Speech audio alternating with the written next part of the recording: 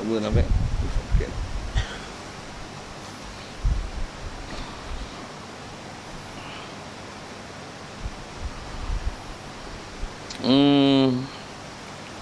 Masuk Kaabah, masuk rumah dan tak kala hendak jima. Oh.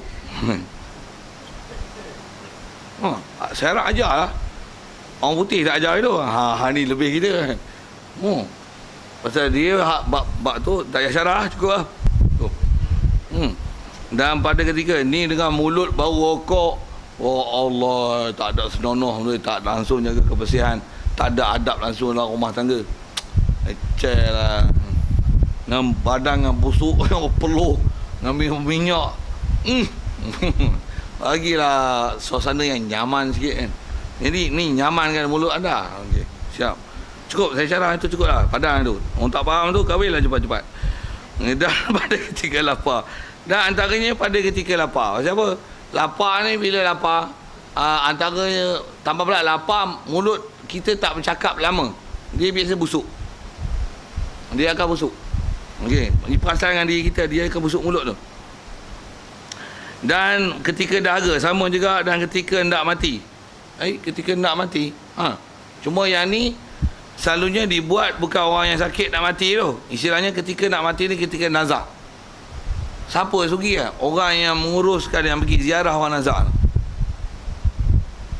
Gila. Jadi kita bawa sugi. Kalau sugi memang dah amalan kita, tambah pula ada istilah, ada kes orang dah nazak lama, sampai orang suruh panggil baca Yasin, bagi mati cepat lah tu.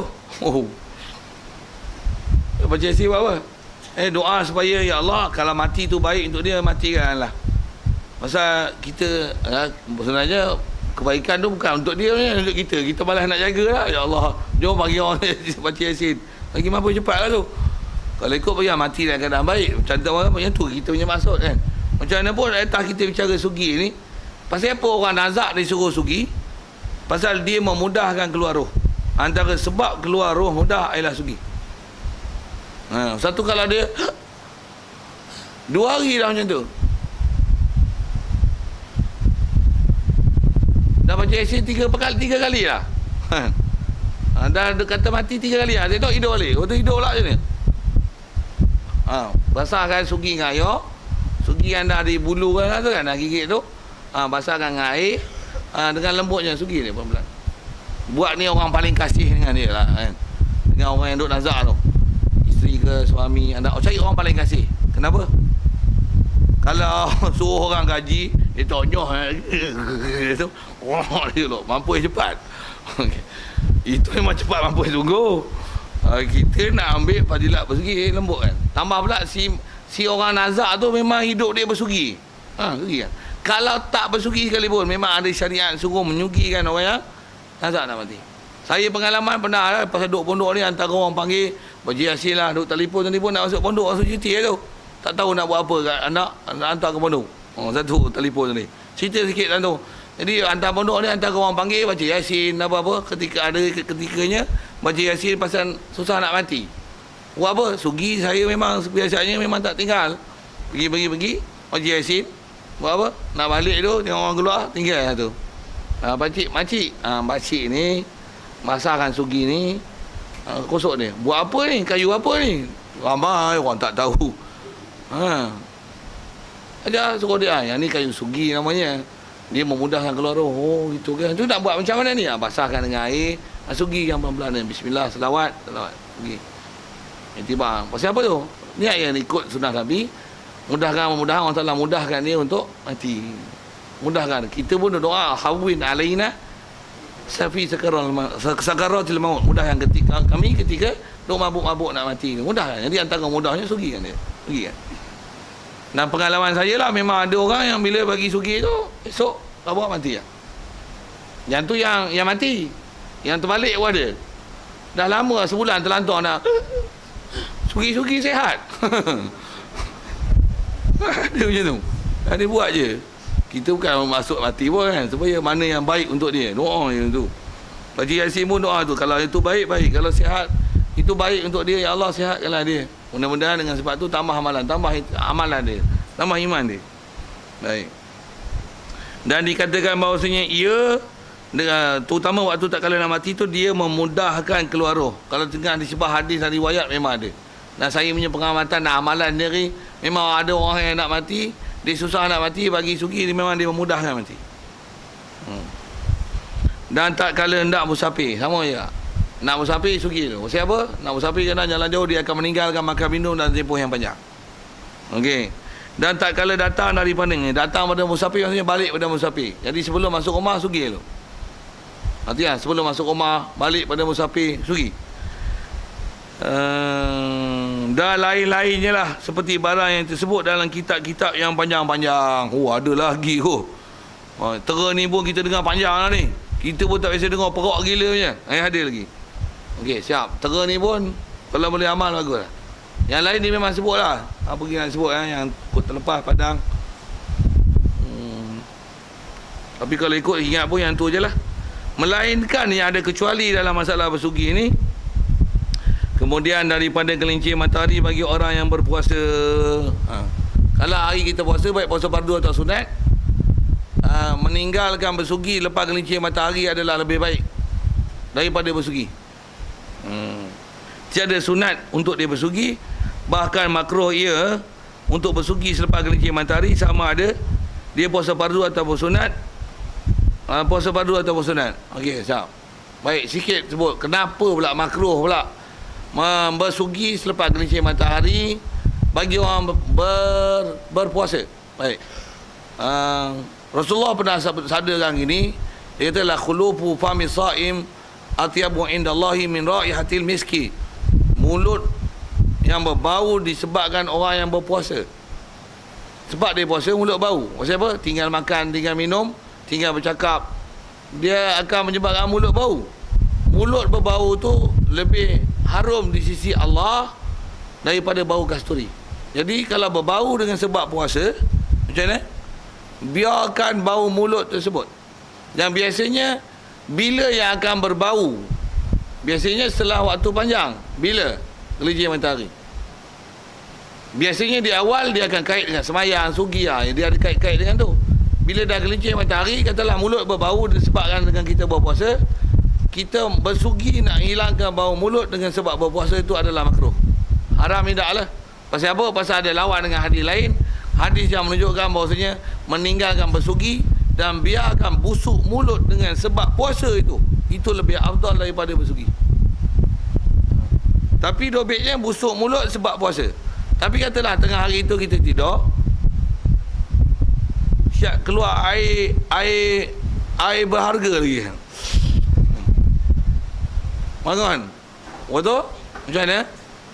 Sugi tak? Sugi tak?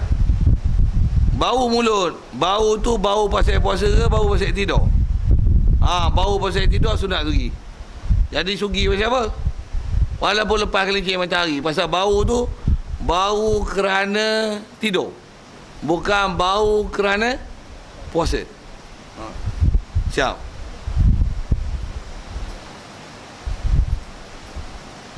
Hilang makruh dengan jatuh matahari. Siap.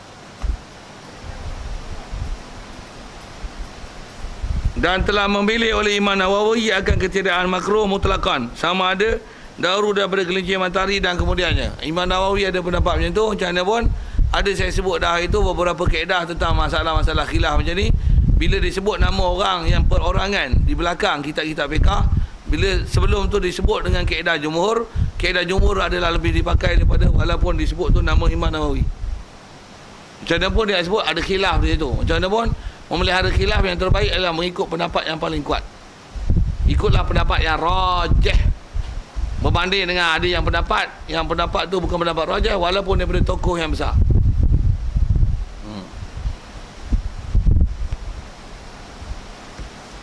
Selesai. Dan sunat bersugi dengan tangan kanan. Sugi tangan kanan. Pasal bersugi benda baik, termasuk alam benda baik. Dan dimulakan dengan pihak kanan. Mulut mula dengan kanan lagi. Dan dilalukan dia atas langit-langit dengan perlahan-lahan. Ini saya tunjuk tadi. Lalu atas langit-langit rasanya dah sugi kanan. Lepas tu nganga, lalu ke langit-langit. Ni langit-langit, ni sugi tu. Lalu kan. Istilah lalu tu lalu kan. Bukan gonyo. Kalau lidah konyol. Konyol lidah. Siapa? Lidah ni kita macam-macam ada. Dia istilahnya berus lidah dengan gaya segi. Memang sedap berus lidah dengan gaya segi. Kalau satu masa dulu ada orang amalan kita, dia gosok lidah dengan besi tu kan. Tahu tak besi? Selalu dia diikat dekat berus gigi tu. Berus gigi lepas tu gigi sikit dah tunjuk lah. Nah, kaedah syarak kita, batang sugi ni, situlah sugi, situlah lidah, situlah langit-langit. Tak ada alat untuk langit-langit melainkan sugi. Best tak? Best. Beli buat. Okey. Saya kalau sugi standard pakai 3 hari lah. Tu cepat, lambat lah tu. Kalau yang kepuk ni, 1 hari kadang 3 batang. Gigi-gigi acor. Satu waktu gigi acor. Gigi hancur. 1 hari sebatang. Satu saya tak beli sugi macam ni. Saya tak beli sebatang-batang. Saya beli selalu bundle ni.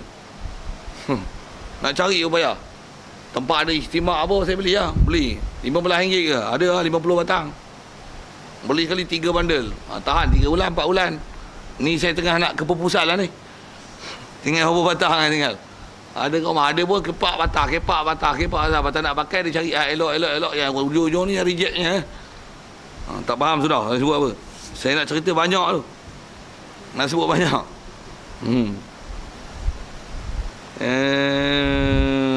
Siap. Maka fadilat bersugi amat banyak. Setengah daripadanya 2 rakaat sembahyang orang bersugi terlebih baik daripada 70 rakaat dengan tiada bersugi. Carilah fadilat bersugi tersebut walaupun hanya kain handkerchief, sapu tangan, tuala, ujung serban. Tapi buat tu itulah bahasanya, carilah, jangan sampai menjijikkan orang. Cari lah. Tapi makruh buat macam ni. Acik jumpa apa aku nak gosok ada kapek buruk tu susuk. Itu ada keberangkalian nak mampu cepat. Pasal apa? Memang ada makruh kita bersugi dengan apa saja yang jumpa. Tak? Dia tak suruh kita. Jadi disuruh kita jaga. Ada sugi kita, ada memang alat khas kita jaga dari segi pantau kebersihan dan kesuciannya. Jadi kita hanya akan pakai mana yang menepati piawaian, yang ada kebersihan dan suci untuk dipakai. Pula tu hak milik kita, jangan dipakai hak milik orang. Tengok-tengok kat kolah ada sugi, macam mana? Bantailah sugi orang, wakaf katanya. Kau mana tahu dia wakaf. Entah dia tinggal, dia tertinggal. Kau bantai wakaf, kau yang wakafkan harta dia. Mana sah? Jaga, jangan duk buat kerja gitu. Masa zaman kita banyak orang wakaf harta orang. Tengok sabun pun tinggal kat bilik mandi macam mana? Wakaf, ada macam tu pandai lah kau. Berus gigi pun wakaf. Lagi jumpa duit pun, duit wakaf katanya. Tapi dia yang pakai. Jaga sikit babak tu.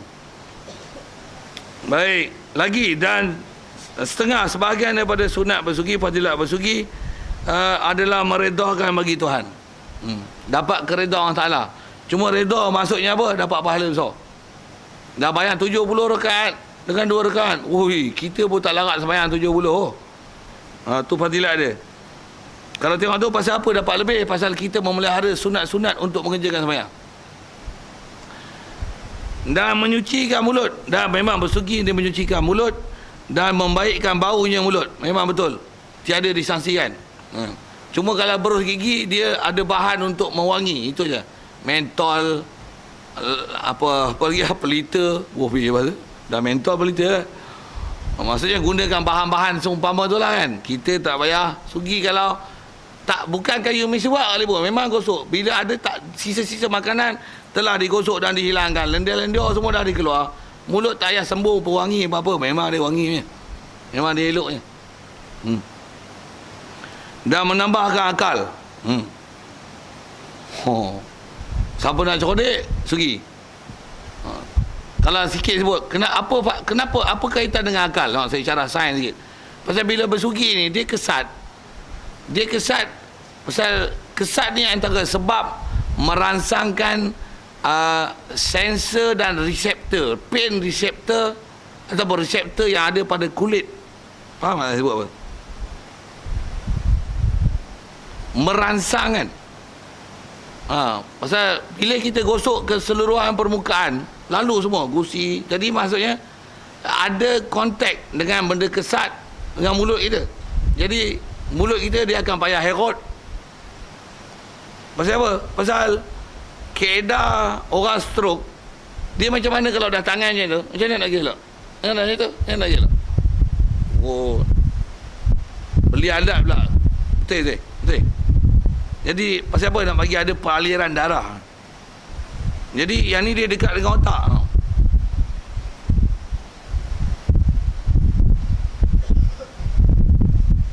Semua apa yang ada di mulut tu akan dia ada gentle touch dengan Batang Sugi. Okey, sebut bahasa itu sikit. Satu, dia akan mencerahkan akal. Nak tahu tengok saya punya akal macam mana? Pasal saya suka Sugi. Tak tahulah orang lain punya pasal lah kan. Saya sebut pasal saya suka Sugi. Saya memang ada guru-guru saya yang mengaji dulu, khususnya guru yang hafal Quran lah, yang ikut-ikut gen tabligh ni, memang dia ada syarik tu. Yang mana amal sungi ni kita tengok, Masya Allah, hafalan pun kuat, ingatan pun kuat, baca Quran fasih, baca Quran tu, kita tak boleh follow dia punya laju dia, kepantasan speeding tu, pantas lah disebut. Pasal apa? Dia tak ada gangguan dengan rembesan air liur tu. Kita takut pada orang tak alam, air liur tu meleleh dia. Pasal apa? Ni gangguan ni. Saya try tu, saya kata try. Benda tu tak main lam jazuk layar trio, tak rasa, tak tahu. Lagi mencerahkan mata, pasal dia melibatkan semua urat-urat yang ada di sini. Tak, akal, lagi mata, melambatkan tumbuh uban. Betul ni. Saya yang satu geng dengan saya sebut, saya nak compare. Ada yang anak murid saya pun umur 3, saya nak tunjuk pasal dia uban banyak. Saya kalau nak kira uban ni dengan geng-geng saya, sepatutnya uban banyak lagi pada yang ada lah. Ada lah uban. Tapi nak bandingkan geng saya, ada yang muda pada saya lagi. Banding uban, kalau tengok uban, dia orang akan kata saya muda lagi pada dia. Kalau tengok uban. Tak tahu lah, mungkin sebab Sugi lah. Sebut pasal dah ada, tolong pergi lah syarah kot tu. Dah ada orang yang memang dengan saya, dia umur lebih tua daripada saya, tapi gigi dia, rambut dia hitam daripada saya lagi. Memang ada juga. Jadi apa dia sebab-sebab keturunan apa tu satu hal. Tapi kalau challenge Sugi, saya menang Sugi. Dan kalau disebab orang beruban satu umur dengan saya boleh challenge lah. Kata yang ni sebab apa? Fadilat Sugi. Dan memang kat saya ni, kalau nisbah saya rasa apa tau, bila kadang-kadang kita sakit, makan kurang satu lepas tu kurang bersugi.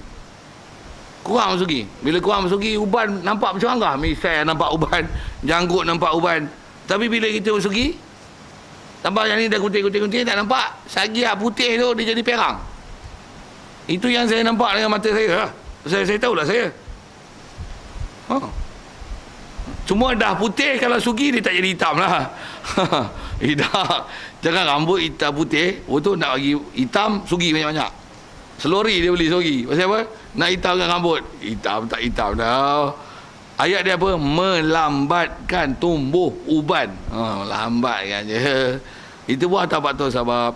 Dan membetulkan tulang belakang. Tahu. Lagi menggandakan pahala. Tu memang lah. Dan mengingatkan kalimah syahadah tak kala hendak mati. Antara sebab apa? Kita Sugi tadi ni apa? Ittiba'an lin Nabi SAW, ikut Nabi SAW. Jadi kasih kat Nabi. Mudah dah jemput kalimah syahadah. Kita mati, nak mati pun orang Sugi lagi. Sugi je. Duk ingat, aku ni buat kerana ikut Nabi SAW. Asyhadu an la ilaha illallah. Boleh mengingatkan syahadah dan ingatkan syahadah kita ke Allah dan syahadah pada Nabi SAW. Maka barang siapa tiada kuasa bersugi pada segala waktu yang tersebut dahulu itu yang dah disebut, maka hendaklah ia bersugi pada sehari semalam sekali. Apa yang beza sekali. Cuma cari sugi yang menepati piawaian mengikut kaedah fiqh. Cuma kita lah ni banyak diajar dengan bergosok gigi dengan kaedah piawaian mat saleh. Yang tak soleh tu. Itulah kot. Jadi disuruh cari juga. Macam mana pun cari juga pengalaman untuk cari kaya sugi. Kalau tak boleh hari-hari pun, satu hari cari juga untuk sugi. Sekali bubuh. Sekali tak ada. Kalau tak yang ni pun, apa yang takrifan fiqh yang ulama' dah bahas. Apa tadi? Ambil kain. Dan memang tak, kalau tak percaya tau, kalau orang dah biasa amal. Kalau saya sendiri saya nak sebut, saya kalau tak ada sugi saya susah hati. Biar top up, tak ada top up, saya tak susah hati. Ya. Topak tak susah hati je. Kalau tak ada topak tak boleh call orang. Saya tak susah hati. Kayu sugi tak ada, saya nak ambil uduk. Tak ada sugi, saya tak boleh duduk lah. Alamak, sugi tak bawa. Ish. Dia mengacau itu. Tambah pula tertinggal. Allah, sugi tinggal lah. Dia mengacau, saya mengacau. Mengacau sugi tak ada. Tuan-tuan saya tak tahu. Saya tak tahu dah dapat latihan dengan Tok Guru itu. Ada guru yang mengajar itu, kita dah ambil ilmu dia. Kita dah beramal itu. Tak ada dia mengacau. Allah. Macam tak bawa handset tu. Tak bawa handset saya tak beri. Tapi kalau nak tempat nanti kita nak ibadat, tak pergi tambah nak solat, tak ada suki, dia mengacau. Bawa kereta pun, kalau saya punya PL ngantuk, saya akan cari suki. Buat apa? Ganti singgam.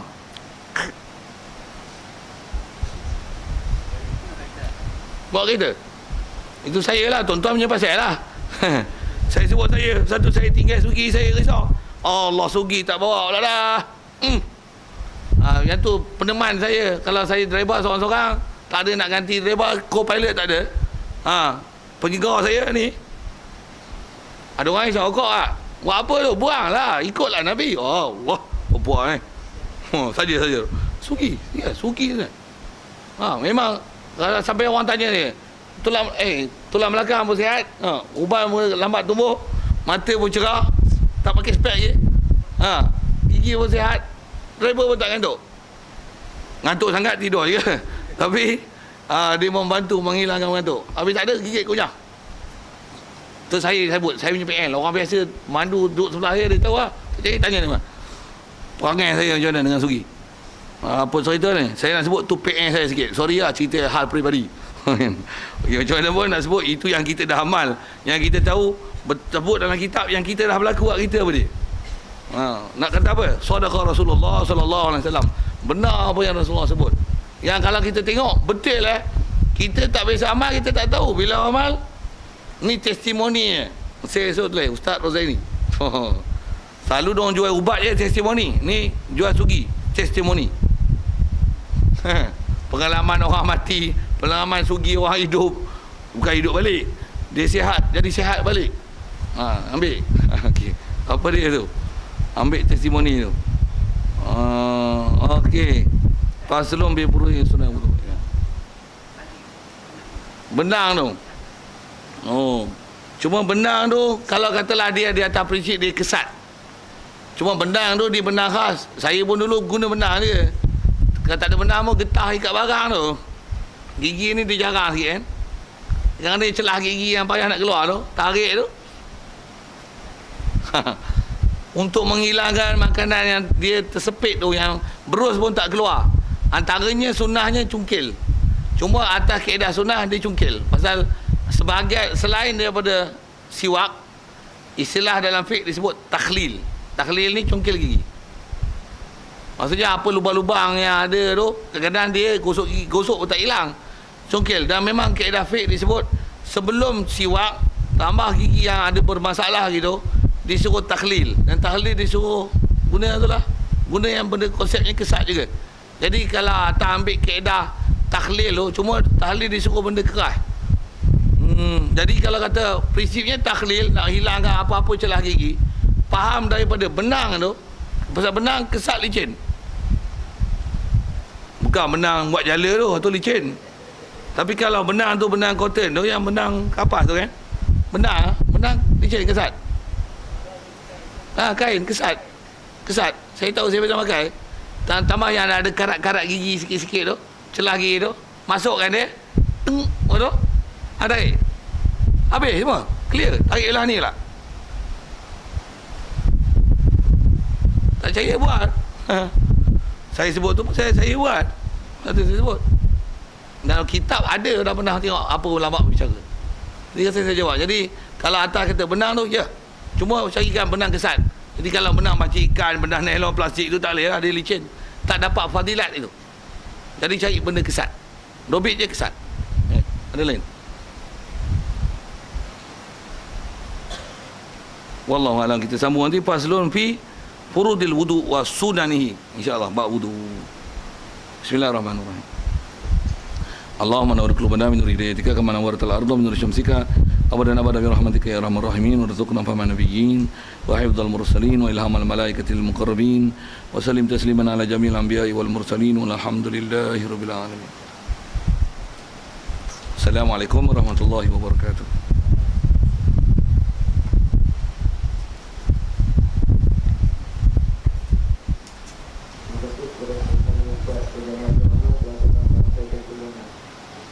Besok kita bersama dengan Ustaz Ibrahim Isban Abjad yang menjadi kita usul kami.